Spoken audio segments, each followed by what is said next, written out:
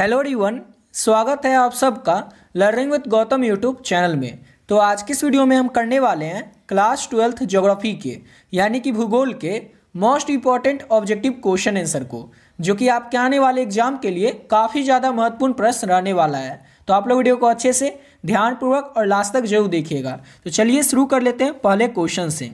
और पहला क्वेश्चन है हमारा, नमामि गंगे कार्यक्रम किस नदी से संबंधित है। तो नमामि गंगे कार्यक्रम से गंगा से ही याद रखना है कि ये गंगा नदी से ही संबंधित होगा ना, यानी कि ऑप्शन ए हो जाएगा। नमामि गंगे कार्यक्रम जो है ये गंगा नदी से संबंधित है। अगला क्वेश्चन है हमारा, हीराकुंड परियोजना। तो हीराकुंड परियोजना जो है कहाँ पर अवस्थित है, तो उड़ीसा में अवस्थित है हीराकुंड परियोजना। ऑप्शन नंबर ए हो जाएगा। अगला क्वेश्चन है, निम्न में से कौन दक्षिण भारत की एक नदी है। गंगा, हुगली, दामोदर और कृष्णा, इन चारों में से आपको बताना है कि दक्षिण भारत की नदी कौन सी है। तो कृष्णा जो है ये दक्षिण भारत की नदी है। ऑप्शन नंबर डी हो जाएगा।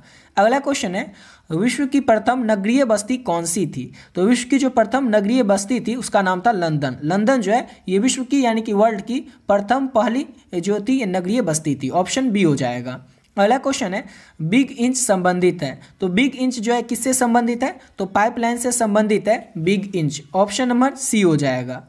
अगला क्वेश्चन है, भारत का सबसे कम साक्षर राज्य कौन सा है। यानी कि भारत में सबसे कम पढ़े लिखे लोग किस राज्य के हैं, तो आपको पता ही होगा कि बिहार है। और जो सबसे ज़्यादा साक्षर राज्य है वो केरल है। अगला क्वेश्चन है हमारा, नेक्स्ट क्वेश्चन, कि निम्न राज्यों में से किसका जनसंख्या घनत्व सबसे कम है। तो सबसे कम जनसंख्या घनत्व जो है ये अरुणाचल प्रदेश का है। ऑप्शन नंबर ए हो जाएगा। अरुणाचल प्रदेश का जो जनसंख्या घनत्व है वो पूरे भारत में सबसे कम है। ऑप्शन नंबर ए हो जाएगा। अगला क्वेश्चन है, भारत में जनसंख्या की वार्षिक वृद्धि दर क्या है। तो 1.64% भारत में जनसंख्या की वार्षिक वृद्धि दर है। ऑप्शन नंबर डी हो जाएगा। अगला क्वेश्चन है, भारत में पुरुष प्रवास का कारण है। तो भारत में पुरुष जो होते हैं वो किस वजह से प्रवास करते हैं, यानी कि एक जगह से दूसरे जगह जाते हैं। तो शिक्षा की तलाश में, रोजगार की तलाश में, व्यवसाय यानी कि काम की तलाश में, नौकरी की तलाश में भारत में जो है पुरुष प्रवास करते हैं। यानी कि इन सभी वजहों से पुरुष जो होते हैं वो एक जगह से दूसरे जगह जाते हैं भारत में। ऑप्शन नंबर डी हो जाएगा। अगला क्वेश्चन है, 2011 की जनगणना के अनुसार भारत में साक्षरता दर कितनी थी। तो 2011 की जनगणना के अनुसार भारत में जो साक्षरता दर है वो 74.04% थी। ऑप्शन नंबर सी हो जाएगा। अगला क्वेश्चन है, मीटर गेज रेल लाइन की चौड़ाई कितनी होती है। तो मीटर गेज रेल लाइन की जो चौड़ाई है वो होती है, ऑप्शन डी हो जाएगा, इनमें से कोई नहीं, क्योंकि मीटर गेज रेल लाइन की जो चौड़ाई है वो 1 मीटर होती है, जो कि ऑप्शन में नहीं दिया हुआ है, इसलिए ऑप्शन डी हो जाएगा, इनमें से कोई नहीं। अगला क्वेश्चन है, विश्व व्यापार संगठन यानी कि WTO की स्थापना कब हुई थी। तो WTO की स्थापना हुई थी वर्ष 1995 में। विश्व व्यापार संगठन WTO की स्थापना वर्ष 1995 में हुई थी। अगला क्वेश्चन है, जो विश्व व्यापार संगठन है जिसकी की स्थापना भी आपको बताएं 1995 में हुई थी, इसका जो मुख्यालय है ये मुख्यालय कहाँ पर अवस्थित है। तो जनेवा में स्थित है WTO का मुख्यालय। ऑप्शन नंबर सी हो जाएगा। अगला क्वेश्चन है, अवदान उदाहरण है। तो अवदान जो है किस चीज का उदाहरण है, तो तेल पतन का अवदान जो है उदाहरण है। ऑप्शन नंबर ए हो जाएगा। और अगला क्वेश्चन करने से पहले आपको बताना चाहेंगे कि अगर अभी तक आप लोग ज्योग्राफी के इंपॉर्टेंट गेस्ट क्वेश्चन का PDF नहीं लिए तो आप लोग इस PDF को कैसे ले सकते हैं और इस PDF में आपको क्या क्या मिलेगा। ऑलरेडी बहुत सारे बच्चे जो है पहले से इस PDF को ले चुके हैं। तो जो भी बच्चे पहले से इस PDF को ले चुके हैं वे लोग वीडियो को थोड़ा सा स्किप करके अगले क्वेश्चन से आप लोग देख लीजिएगा। लेकिन जो भी बच्चे अभी तक बचे हुए हैं, अभी तक इस PDF को नहीं लिए हैं, उनको बता दें इस PDF में आपको क्या क्या मिलेगा और किस तरह से आप लोगों को इस PDF को लेना है। तो इसमें मिलेगा आपको ज्योग्राफी के इंपॉर्टेंट गेस्ट ऑब्जेक्टिव क्वेश्चन और गेस्ट और सब्जेक्टिव क्वेश्चन का जो क्वेश्चन होता है और आंसर होता है वो आपको साथ में मिलेगा। और इतना अगर आप अच्छे से कर लेंगे, जो आपको ऑब्जेक्टिव और सब्जेक्टिव मिलेगा, गेस्ट क्वेश्चन मिलेगा बोर्ड एग्जाम के लिए, तो इसके अलावा आपको और एग्जाम के लिए कुछ करने की जरूरत ही नहीं पड़ेगी। और इसके साथ साथ आपको मिलेगा पिछले 11 साल में आपके एग्जाम में जो भी ऑब्जेक्टिव क्वेश्चन पूछे गए वे सभी ऑब्जेक्टिव क्वेश्चन आपको आंसर के साथ एक ही PDF में देखने को मिल जाएगा। और इस सब जो आपको मिल रहा है इसका प्राइस है केवल और केवल 20 रुपीज, यानी कि आप केवल और केवल 20 रुपये पे करके इस PDF को प्राप्त कर सकते हैं। पे कैसे करना है और लेना कैसे है, तो ये जो नंबर आपको दिख रहा है 7903820891, इस नंबर पे आप लोगों को फोन पे, गूगल पे, पेटीएम किसी भी माध्यम से पे कर देना। और जैसे ही आप पे करते हैं उसका स्क्रीनशॉट ले करके आप लोगों को इसी नंबर से जो व्हाट्सएप है, इस व्हाट्सएप पे आपको स्क्रीनशॉट को भेज देना है। और स्क्रीनशॉट भेजने के बाद बस एक छोटा सा मैसेज कर देना है ज्योग्राफी, जिससे कि ये पता चल जाए आपको ज्योग्राफी का PDF चाहिए। जैसे ही आप पे करके स्क्रीनशॉट भेजेंगे, सब्जेक्ट का नाम बताएंगे, आपको जो ज्योग्राफी का PDF है तुरंत मिल जाएगा। और इसमें आपको बता ही दिए कि जितना क्वेश्चन है ऑब्जेक्टिव सब्जेक्टिव ये सारा अगर कर लेंगे ना तो इसके अलावा आपको ना कोई गेस्ट पेपर ना कोई क्वेश्चन बैंक कुछ भी करने की जरूरत नहीं पड़ेगी। आप लोगों को लग रहा होगा कि इसकी प्राइस 20 रुपये है तो इसमें क्या ही हमें मिल जाएगा, लेकिन ऐसा नहीं है। इसमें जितना ऑब्जेक्टिव दिया हुआ है ना वो हर एक चैप्टर का है। जैसे कि आपके ज्योग्राफी में 2 भाग है, भाग 1 और भाग 2, दोनों भाग मिला करके 21 चैप्टर है। और इन 21 चैप्टर के जो भी इंपॉर्टेंट ऑब्जेक्टिव या सब्जेक्टिव है हर एक चैप्टर का चैप्टर वाइज वो इस पीडीएफ में ऐड कर दिया गया है। यानी कि अगर आप इस पीडीएफ को अच्छे से कर लेंगे तो आपके एग्जाम में जो भी प्रश्न आएंगे वो सभी प्रश्न आप लोगों को, चाहे ऑब्जेक्टिव हो या सब्जेक्टिव, सभी आपको इसी पीडीएफ से देखने को मिल जाएगा। तो जो लोग भी अभी तक नहीं लिए बचे हुए हैं तो आप लोग इस पीडीएफ को जरूर ले लीजिएगा। समझ गए? चलिए अब आते हैं अपने अगले क्वेश्चन पे। और अगला क्वेश्चन है निम्नलिखित में से कौन सांस्कृतिक नगर है? तो मक्का, जेरूसलम और वाराणसी ये तीनों ही सांस्कृतिक नगर है। ऐसा नहीं कि जेरूसलम है वो सांस्कृतिक नगर और वाराणसी नहीं है, ऐसे ये तीनों ही क्या है तो सांस्कृतिक नगर के अंतर्गत आते हैं। इसलिए ऑप्शन नंबर डी हो जाएगा। इनमें से सभी जो है ये सांस्कृतिक नगर हैं। अगला क्वेश्चन है सड़क के सहारे किस प्रतिरूप की, सड़क यहाँ पर किनारे होगा, सारे नहीं होगा, सड़क के किनारे किस प्रकार की प्रतिरूप बस्ती पाई जाती है? तो सड़क के किनारे रेखीय प्रकार की बस्ती पाई जाती है। ऑप्शन नंबर बी हो जाएगा। अगला क्वेश्चन है मेगापोलिस का अर्थ क्या होता है? कई बार आप सुनते होंगे मेगापोलिस नगर, मेगापोलिस नगर। तो मेगापोलिस का अर्थ होता है, मतलब होता है विशाल नगर। जैसे कि अगर हम बात कर ले मुंबई क्या है तो मेगापोलिस नगर है, मेगापोलिस शहर है, क्योंकि एक विशाल नगर है। इसलिए याद रखिएगा मेगापोलिस का अर्थ क्या होता है, मतलब क्या होता है तो विशाल नगर।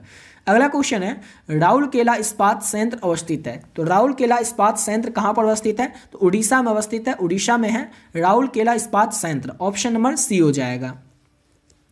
अगला क्वेश्चन है टाटा लॉ इस्पात संयंत्र जो है कहाँ पे स्थित है? तो ये स्थित है जमशेदपुर में। सबको पता होगा कि जमशेदपुर में स्थित है टाटा लॉ इस्पात संयंत्र। ऑप्शन नंबर सी हो जाएगा।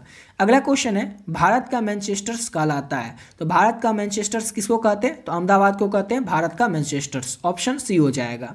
अगला क्वेश्चन है ट्राम्बे औद्योगिक केंद्र किस राज्य में है? ट्राम्बे जो है ये किस राज्य में है? तो महाराष्ट्र राज्य में अवस्थित है ट्राम्बे औद्योगिक केंद्र। ऑप्शन नंबर बी हो जाएगा। अगला क्वेश्चन है नई औद्योगिक नीति कब लागू की गई थी? तो नई औद्योगिक नीति जो था इसको वर्ष 1991 में लागू किया गया था। ऑप्शन सी हो जाएगा। अगला क्वेश्चन है पर्वतीय क्षेत्र में विकास कार्यक्रम की शुरुआत किस पंचवर्षीय योजना में हुई थी? तो पर्वतीय क्षेत्र विकास कार्यक्रम की जो शुरुआत है ये 5वीं पंचवर्षीय योजना में इसकी शुरुआत की गई थी। 5वीं पंचवर्षीय योजना में पर्वतीय क्षेत्र विकास कार्यक्रम की शुरुआत की गई थी। ऑप्शन सी हो जाएगा। अगला क्वेश्चन है नीति आयोग की स्थापना कब हुई थी? तो नीति आयोग की जो स्थापना है ये वर्ष 2015 में हुई थी। 2015 में यानी कि 2015 में नीति आयोग की स्थापना की गई थी। ऑप्शन डी हो जाएगा। अगला क्वेश्चन है पम्पास कहाँ है? पम्पास कहाँ पर स्थित है? तो दक्षिण अमेरिका में स्थित है पम्पास, यानी कि ऑप्शन ए हो जाएगा।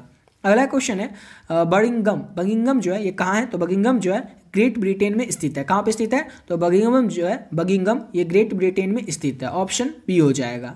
अगला क्वेश्चन है हमारा नेक्स्ट क्वेश्चन कच्चा लोहा में मैग्नीज मिलाकर क्या बनाया जाता है? तो कच्चा लोहा में मैग्नीज को मिलाकर इस्पात को बनाया जाता है। याद रखिएगा कच्चा लोहा में मैग्नीज को मिलाकर क्या बनाया जाता है? तो इस्पात को बनाया जाता है। ऑप्शन ए हो जाएगा। अगला क्वेश्चन है निम्नलिखित में से कौन तृतीय क्रियाओं से संबंधित है? तो तृतीय क्रियाओं से क्या संबंधित है? तो परिवहन, संचार और सेवाएं ये तीनों ही तृतीय क्रियाएं से संबंधित है। ऑप्शन डी हो जाएगा इनमें से सभी। अगला क्वेश्चन है लाल कॉलर का संबंध है। तो प्राथमिक क्रियाकलाप से प्राथमिक क्रिया से संबंधित है लाल कॉलर। ऑप्शन ए हो जाएगा। अगला क्वेश्चन है हमारा विश्व में, यहाँ पर भारत नहीं पूछा जा रहा है, यहाँ पर पूछा जा रहा है विश्व में सर्वप्रथम यानी कि सबसे पहले रेलगाड़ी जो है ये कब चली थी? तो वर्ष 1825 में सबसे पहले रेलगाड़ी जो है चली थी। और भारत में सबसे पहली बार रेलगाड़ी कब चली थी? तो वर्ष 1853 में भारत में पहली बार रेलगाड़ी जो है ये मुंबई से ठाणे के बीच में चली थी। और पूरे विश्व भर में सबसे पहले जो रेलगाड़ी है वो वर्ष 1825 में चली थी। दोनों को अच्छे से याद रखिएगा। अगला क्वेश्चन है विश्व का सघनतम यानी कि घनत्व वाला जो रेल तंत्र है वो पाया कहाँ पर जाता है? तो यूरोप में। ऑप्शन नंबर इसका ए हो जाएगा। यूरोप महादेश के अंतर्गत विश्व का सघनतम रेल तंत्र जो है वो पाया जाता है। ऑप्शन नंबर ए हो जाएगा। अगला क्वेश्चन है भारत में जनगणना का महान विभाजक वर्ष कौन सा रहा? तो वर्ष 1921 जो है जनगणना का महान विभाजक वर्ष रहा। ऑप्शन इसका सी हो जाएगा। अगला क्वेश्चन है परिसंचरण की धमियाँ संबंधित है। तो परिसंचरण की जो धमियाँ है किससे संबंधित है? तो सड़क मार्ग, रेल मार्ग और जल मार्ग तीनों से ही संबंधित है परिसंचरण की धमियाँ। ऑप्शन नंबर डी हो जाएगा। परिसंचरण की जो धमियाँ वो तीनों से ही संबंधित है। अगला क्वेश्चन है, अंगूर की खेती संबंधित है। तो अंगूर की जो खेती है ये भूमध्य सागरीय क्षेत्र से संबंधित है। किससे संबंधित है? तो अंगूर की जो खेती है ये भूमध्य सागरीय क्षेत्र से संबंधित है। ऑप्शन सी हो जाएगा। अगला क्वेश्चन है, निम्न वृक्षों में से किसमें च्युइंगम गम संबंधित है? किस वृक्ष में ना च्युइंगम गम पाया जाता है? किस वृक्ष का ना च्युइंगम गम बनता है? तो ये बनता है जेप्टो के वृक्ष का। ऑप्शन नंबर सी हो जाएगा। जेप्टा जो होता है इसके वृक्ष का, इसके पेड़ का च्युइंगम गम जो है वो बनता है। ऑप्शन नंबर सी हो जाएगा।